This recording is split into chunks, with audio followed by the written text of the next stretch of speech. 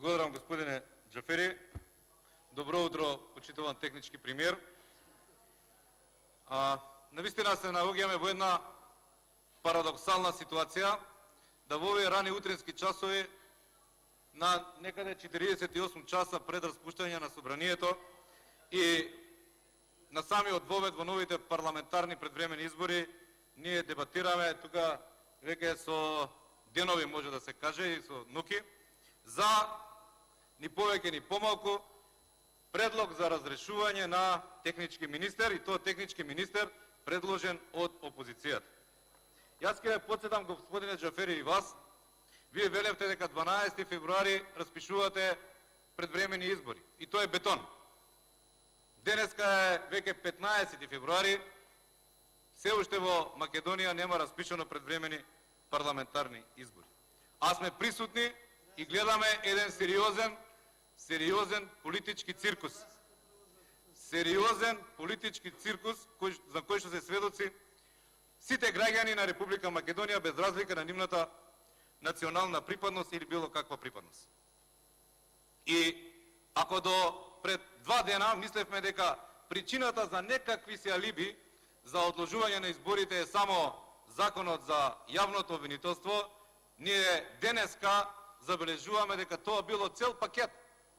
И ние како пратеници, а и целата македонска јавност и граѓаните на Република Македонија се сведоци дека не е само законот за јавно обвинителство причината за одложување на овие избори.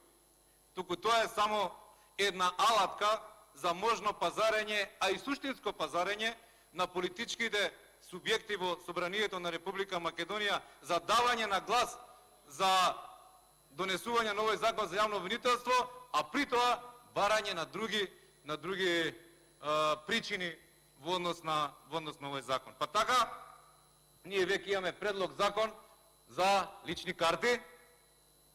Еве, денеска влегува во процедура. Имаме закон, изборен законник, прекројување на граници, на границите на... Да, и Никола го подпиша, Мицевски. Но проблемот е што не е само законот за јавно обвинителство, почитуван Джафери, туку е еден цел пакет закони за пазарење за одредени лукративни цели на политичките партии.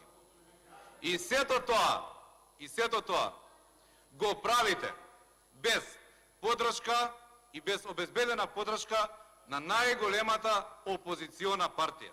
Го правите со игнорирање, еве само од последните председателски избори, на над 380.000 граѓани гласачи во Република Македонија.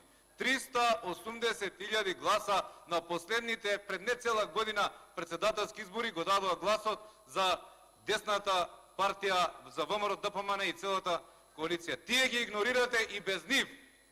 И без нивното мислење и став носите закон кој што треба да се донесе со двотретинско мнозинство. Законот за јавно обвинителство. Не е фер кон тие граѓани и кон сите граѓани на Република Македонија. Ако сакате тоа и во моментот, според последните резултати од тие избори, најголемата партија во Република Македонија, имајќи во предвид со каква голема коалиција вие наставивте на тие избори. И така носите или сакате на сила да донесете со пазарења непринципиелни закон за јавно обвинителство, кој што закон треба да биде еден стожер на правниот или обвинителски систем во Република Македонија, во кој треба сите ние и граѓаните пред се на Република Македонија да веруваат. Почитуван технички пример, сакам да ве прашам, вие сте технички пример на влада која што треба да спроведе предвремени парламентарни избори. И ова не е изум на ВМРО ДПМН, и не е барање на ВМРО ДПМН. Ова е изум и барање токму на Социјалдемократскиот сојуз таа 2015 година. Што се не направивте за да дојдете до една ваква така наречена пржинска влада? И сега тоа ви се удира од глава. Јас ќе ве запрашам како технички пример кој што е задолжен да спроведе предвремени парламентарни избори. Ќе ве прашам, дали имате вие право, ингеренции, како сакате, може и законски, може и морално, да предлагате, значи вие да предлагате разрешување на технички министер кој што е предложен од опозицијата.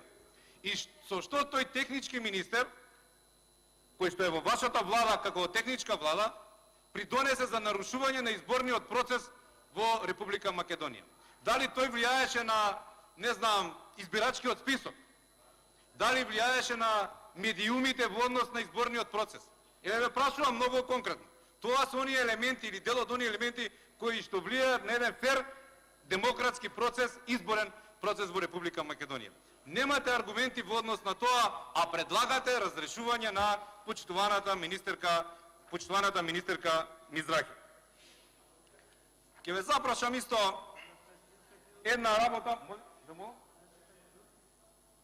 Добро, господине Джефери, мислам дека јас сум единствен кој што вакако прекинувате на два пати во својот одговор. Нема да ме деконцентрирате, иако веќе сме во раните утрински часови.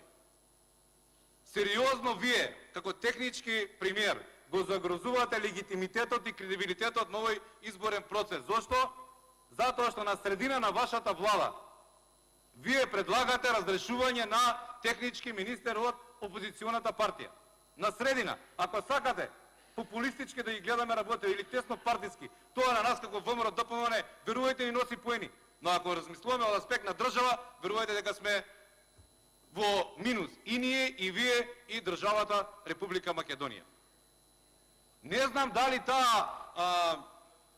оној банер што беше позади пресконференцијата на министерката, со нешто го нарушува изборниот процес во Република Македонија. Ови го потенцирам затоа што вашата влада е техничка влада. Внимавајте, ќе потенцирам уште еднаш. За спроведување предвремени парламентарни избори и за ништо друго.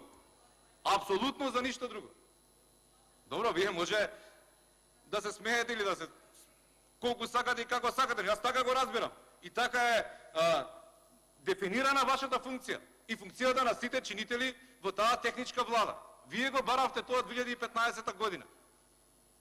Замислете вие таа 2015 година Емил Димитриев да побараше ваше разрешување.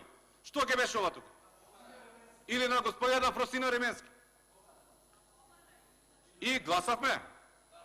И вие не бевте, така? Мислам, да бидеме сериозни. Да бидеме сериозни, господине Мисовски. Господинот Оливер Спасовски не беше разрешен на 50-60 дена пред предвремените парламентарни избори 2016. Знаете вие точно зошто беше разрешен. Ова е сосема друга ситуација. Апсолутно сосема друга ситуација. И ова е навистина непринципиелно, ако вие навистина го мислите ова што го зборувате сега. Па добро, предложете разрешување господинот Чулев.